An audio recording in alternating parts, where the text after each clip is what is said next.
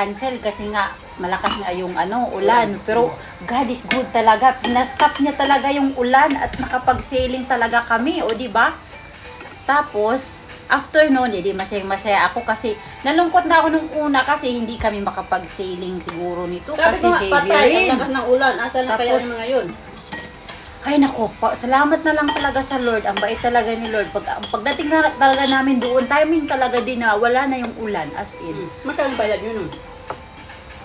Free nga, yun eh. Ay, free, paano? Sa Facebook, hindi mo nakikita. Dumadaan yan sa Facebook sa timeline. Oo.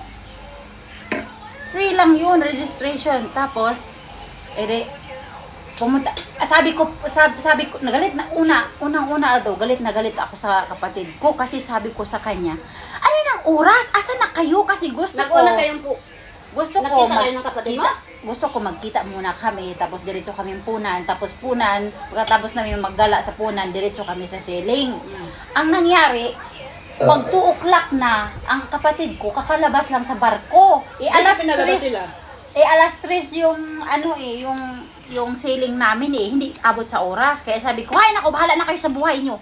Hindi na ako makipagkita sa inyo kasi mag-sailing kami. Sabi ko ganun.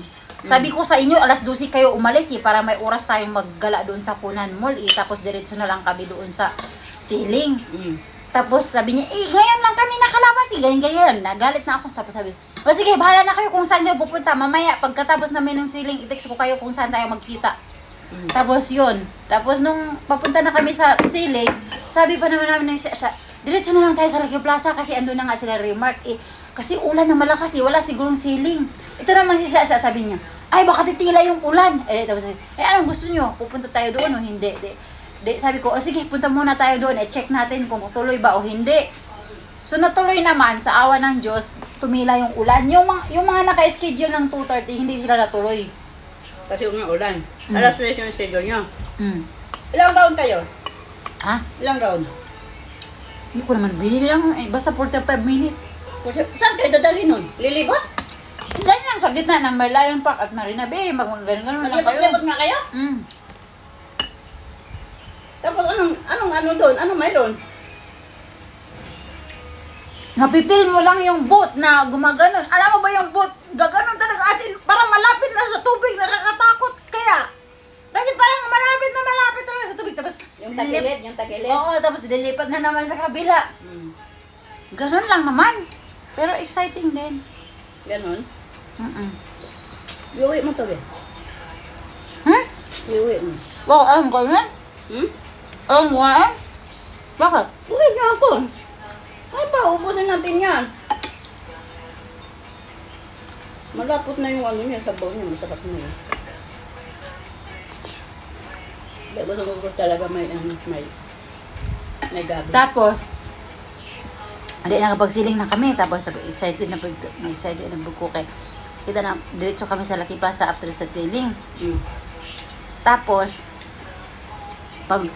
pagka alas 8 mag alas 8 na ako mag alas 8 or mag alas 8 murag it's something na ako nakaabot sa bahay. Nagduduwa ko sa ang cellphone, nagduduwa ko, nag-upload na ako, ginagmay sa mga events sa Sunday. Pag scroll na, nakita ko na yung monetization sign. Tapos pinindot ko, akala ko sa ibang Facebook, ay akala ko ba yung post baron or gano'n. Tapos sabi ko, sa akin ba to or sa iba? Ganyan ko. Tapos sabi ko, itry ko nga i-press. Tapos pag-try ko press, sabi ko, you set up your content monetization, sabi yung gano'n. Tapos sabi ko, hala, monetize na ako. Parang hindi ako makapaniwala ba? Kasi, wala naman, gano'n lang ba? Pinakalit ba na hindi mo alam na monetize ka na pala? Oo. Tapos sabi ko, hala, basi gadam ko rakuan eh. Ang anak to, basi gadam ko rakuan eh. Talagang naiyak ako sa saya eh. Sabi ko, ay, monetize na ako. Talagang hindi ko ma-explain yung feeling ko doon eh.